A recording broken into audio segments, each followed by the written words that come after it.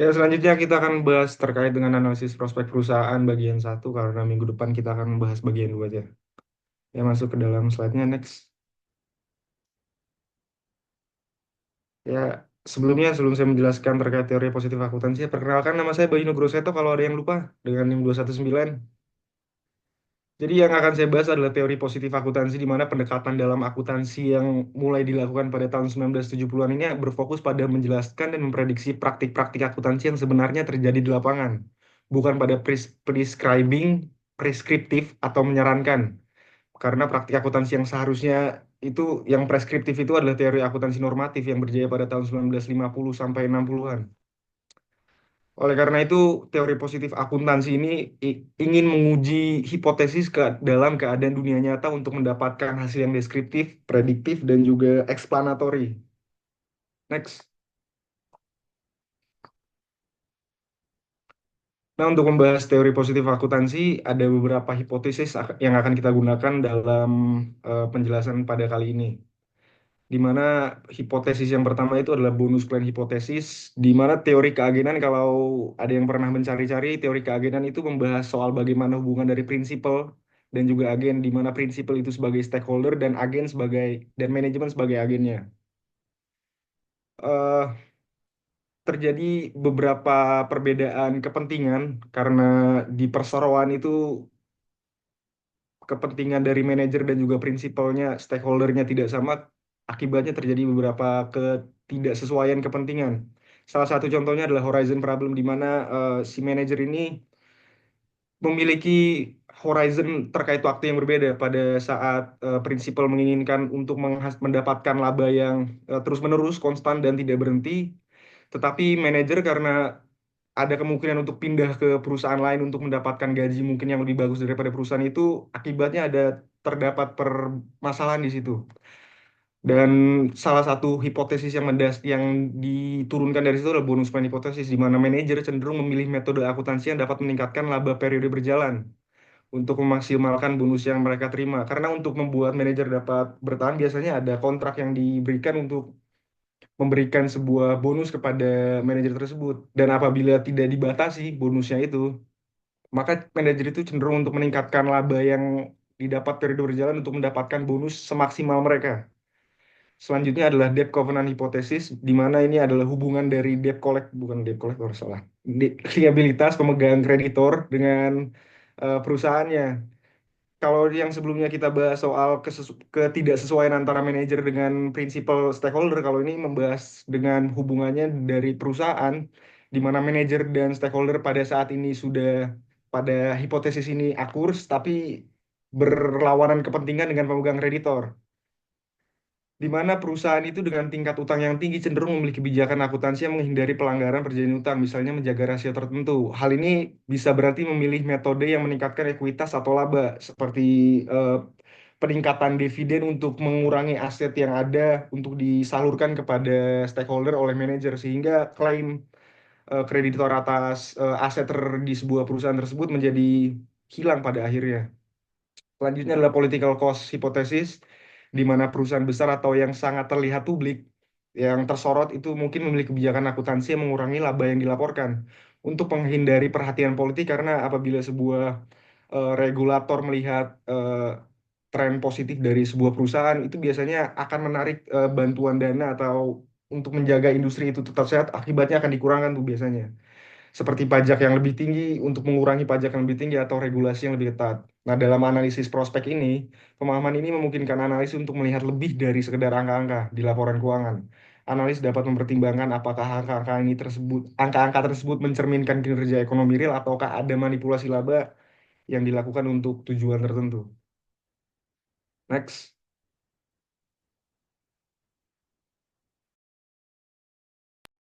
Baik, sebelumnya perkenalkan nama saya Lisa Permatasari di sini dengan NIM 220. Saya akan menyampaikan materi tentang proses proyeksi laporan keuangan. Jadi, proyeksi laporan keuangan sendiri itu adalah estimasi laporan keuangan di masa depan berdasarkan asumsi-asumsi tertentu mengenai kondisi ekonomi, strategi manajemen, dan juga tren historis dari perusahaan. Nah, tujuan utamanya adalah menilai kelayakan usaha atau strategi baru, menyusun rencana anggaran dan perencanaan keuangan jangka panjang, menentukan nilai wajar perusahaan atau valuasi, dan juga yang terakhir itu membantu stakeholder dalam pengambilan keputusan. Next.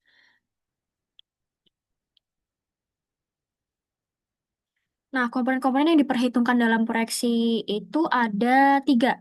Yang pertama itu laba rugi. Yang fokusnya itu memperkirakan pendapatan, biaya dan juga laba. Lalu laporan yang kedua kan ada neraca.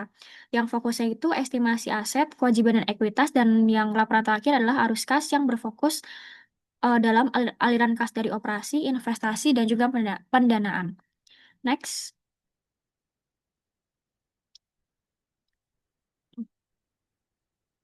Lalu ada langkah-langkah proyeksi laporan keuangan, ada 6 langkah. Langkah yang pertama itu mengumpulkan data historis. Jadi data 3 sampai 5 tahun terakhir dari laporan keuangan yang sudah diaudit. Biasanya datanya itu yang diperlukan tuh seperti beban pokok, laba bersih, aset tetap, utang, dan lain-lain. Lalu langkah yang kedua adalah menganalisis tren historis. Biasanya itu bisa menggunakan tren analisis atau CAGR untuk mengidentifikasi pola-pola pertumbuhan atau penurunan. Bisa juga menggunakan rasio keuangan seperti ROA, ROE, rasio lancar, margin laba, dan lain-lain. Lalu langkah yang ketiga itu menyusun proyeksi laporan laba rugi. Biasanya tuh yang diperlukan tuh data-data seperti penjualannya berapa, beban pokoknya berapa, beban operasionalnya berapa, pajak dan bunganya berapa, dan juga hasil akhir yaitu laba sebelum dan sesudah pajak. Lalu langkah keempat yaitu menyusun proyeksi neraca. Estimasi dilakukan dengan analisis rasio atau persentase terhadap penjualan. Jadi seperti piutang usaha, persediaan, aset tetap, utang usaha, dan juga modal kerja. Lalu langkah selanjutnya, langkah yang kelima yaitu menyusun proyeksi laporan arus kas. Biasanya menggunakan metode tidak langsung seperti laba bersih itu disesuaikan dengan perubahan aset dan liabilitas, lalu menambahkan arus investasi seperti penjualan aset. Lalu langkah yang keenam itu ada melakukan validasi dan analisis sensitivitas. Biasanya itu menguji berbagai skenario apakah optimis, moderat, ataupun pesimis. Dan juga melakukan analisis sensitivitas itu misalnya pertumbuhan penjualan kurang lebih 2%, harga bahan bakunya naik 10%. Seperti itu.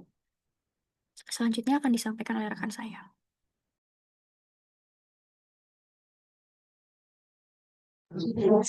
Untuk yang selanjutnya yaitu ada analisis tren. Analisis tren merupakan teknik analisis keuangan yang digunakan untuk membandingkan data keuangan dari periode ke periode, yaitu yang digunakan untuk membandingkan di sini pertumbuhan, penurunan, ataukah tentang kinerja keuangan perusahaan. Tujuan utama dari analisis tren ini yaitu untuk mengidentifikasi apakah terjadi arah perubahan, yaitu perubahan arah positif maupun negatif dari strategi perusahaan, dan juga memprediksi kinerja masa depan berdasarkan pola historis, dan juga memberikan gambaran prospek keuangan perusahaan di masa depan.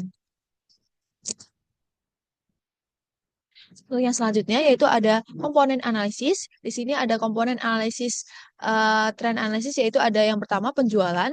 Di sini penjualan sendiri yaitu untuk menilai indikasi apakah terjadi pertumbuhan pasar ataukah daya saing dari uh, perusahaan lain. Terus yang kedua yaitu ada laba kotor dan juga laba bersih, yaitu digunakan untuk melihat apakah ada indikasi profitabilitas jangka panjang. Terus yang ketiga yaitu ada total aset. Di sini total aset digunakan untuk melihat apakah ada indikasi ekspansi dan juga strategi, bagaimana strategi investasi di perusahaan tersebut. Dan juga yang selanjutnya yaitu ada ekuitas pemegang saham. Di sini yaitu untuk menilai kekuatan pendanaan dari internal perusahaan.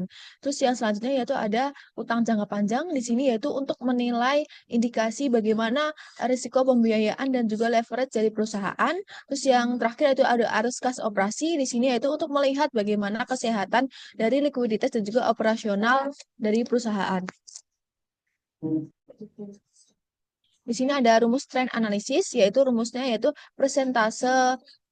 Nah, yaitu ada tahun pembanding dibagi dengan tahun dasar dikali 100%. Di sini ada contohnya, yaitu ada jika penjualan tahun 2020 sebesar 1 juta, penjualan 2023 1.500.000, maka di sini 1.500.000 dibagi dengan 1 juta menghasilkan angka 150%. Di sini interpretasinya bahwa terjadi pertumbuhan sebesar 50% dari tahun dasar. Di sini ada analisis tren sendiri dibagi jenisnya, yaitu ada dua, analisis teknis dan juga fundamental. Analisis teknis ini lebih ke jangka pendek. Di sini untuk trennya yaitu terkait harga saham dan juga volume. Di sini para investor akan segera bereaksi, sedangkan di fundamental sendiri yaitu analisisnya lebih ke kuantitatif dan juga kualitatif yang bersifat jangka panjang. Selanjutnya akan dijelaskan oleh rekan saya.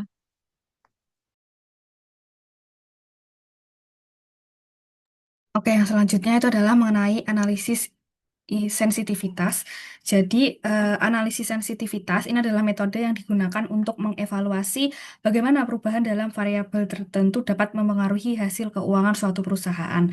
Nah, tujuannya dilakukan analisis ini itu adalah yang pertama mengidentifikasi variabel kritis.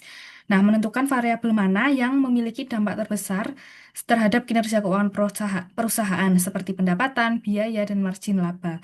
Lalu tujuan yang kedua itu adalah untuk menilai resiko. Jadi, untuk memahami seberapa sensitif proyeksi keuangan terhadap perubahan dalam asumsi dasar sehingga dapat mengidentifikasi resiko yang mungkin dihadapi perusahaan. Lalu yang terakhir itu adalah untuk pengambilan keputusan. Jadi, nantinya bisa memberikan informasi yang berguna untuk pengambilan keputusan yang strategis seperti untuk investasi, pengembangan produk, dan perencanaan keuangan. Next.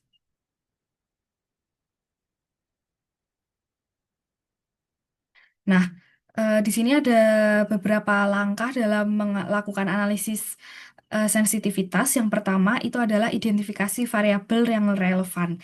Nah, pilih variabel yang akan dianalisis seperti harga jual, volume penjualan, biaya bahan baku, dan biaya operasional. Lalu langkah yang kedua adalah menentukan rentang perubahan. Jadi, tentukan rentang perubahan untuk di setiap variabel yang relevan. Misalnya perubahan 10% dalam harga jual atau biaya. Lalu yang ketiga adalah hitung dampak perubahan. Jadi, menghitung dampak perubahan variabel terhadap proyeksi keuangan seperti laba bersih, arus kas, dan ROI atau Return on Investment yang nantinya dapat dilakukan dengan menggunakan model keuangan yang ada. Lalu yang keempat itu adalah analisis hasil.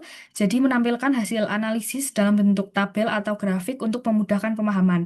Ini akan menunjukkan bagaimana perubahan dalam variabel tertentu mempengaruhi hasil keuangan. Lalu yang langkah terakhir itu adalah evaluasi dan interpretasi. Jadi evaluasi hasil analisis ini nantinya untuk memahami resiko dan peluang yang ada. Nah, lalu di dalam sini tuh nanti akan mendiskusikan implikasi dari hasil tersebut terhadap strategi perusahaan. Oke, next.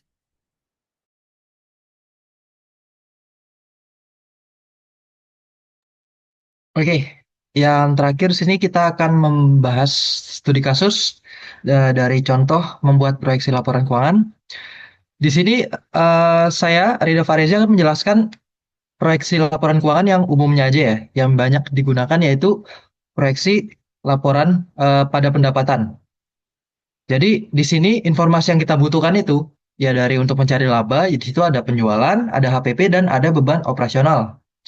Nah, di sini kita ketahui nih, ada PT Herbal Jaya itu memiliki informasi bahwa penjualannya sejumlah 100 juta, HPP-nya 60 juta, beban operasional 20 juta, maka didapatkanlah penjualan dari dikurangin HPP, dikurangin beban, itu laba bersih sejumlah 20 juta. Nah, setelah itu kita harus melakukan nih analisis tren, baik itu dari pendapatan, HPP, dan beban untuk mencari gimana sih kira-kira tren dari si laba ini apakah nanti di tahun berjalan ini atau tahun yang akan kita analisis ini itu meningkat, maka kita cari tahu dari historisnya terlebih dahulu. Di sini itu ada 3 tahun ya yang dianalisis dari 2020 hingga 2023. Ditemukan ternyata penjualannya itu meningkat secara konstan rata-rata itu 10%. Sedangkan HPP-nya itu naiknya 5% dan beban operasionalnya naik 5%. Jadi kita bisa membuat proyeksi untuk tahun 2024 dari tren historis. Kita ya tambahkan aja dari persenan-persenan tadi. Misalnya penjualan yang awalnya 100 juta, kita kalikan dengan 110%. Yang dimana naik 10% menjadi 110 juta. Lalu HPP itu 60 juta kita kalikan 105%. HPP-nya naik 5%, itu menjadi 63 juta. Terus beban operasionalnya juga itu naik 5%, jadi 21 juta. Dan yang terakhir, laba bersihnya dari penjualan HPP dan beban operasional tadi ditemukan sejumlah 26 juta. Nah, itu simpelnya ya. Selanjutnya untuk analisis sensitivitasnya. Nah, pada analisis sensitivitas, di sini kita menggunakan asumsi aja nih. Kalau ternyata penjualannya itu naiknya tuh nggak sesuai dengan target kita, yaitu 10%. Jadi kita anggap penjualannya itu naiknya sebanding dengan naiknya si HPP dan beban operasional, jadi 105% aja. Maka kita temukanlah hasil sejumlah 105 juta untuk penjualan dikurangin HPP 63 juta, beban operasionalnya 21 juta, maka kita ketemu laba bersih sejumlah 21 juta. Jadi kita udah ada dua nih. Yang pertama kita mau sesuai dengan target berdasarkan tren. Yang kedua kita berdasarkan analisis sensitivitas sesuai dengan kenyataan terburuknya yang mungkin bisa terjadi gitu. Nah, adapun hubungannya dengan teori positif akuntansi yang udah disampaikan tadi, kan dikatakan bahwa pada teori positif akuntansi, perusahaan itu harus menyatakan hal yang seharusnya, yang sebenarnya, bukan hal yang kita inginkan gitu. Maka di sini manajemen itu bisa memilih atau membuat proyeksi yang lebih konservatif agar terlihat realistis, tidak terlalu optimis, dan menghindari risiko salah strategi ataupun pajak lebih tinggi gitu. Oke, mungkin itu aja sih pembahasan dari materi kali ini. Kurang lebihnya mohon maaf. Terima kasih.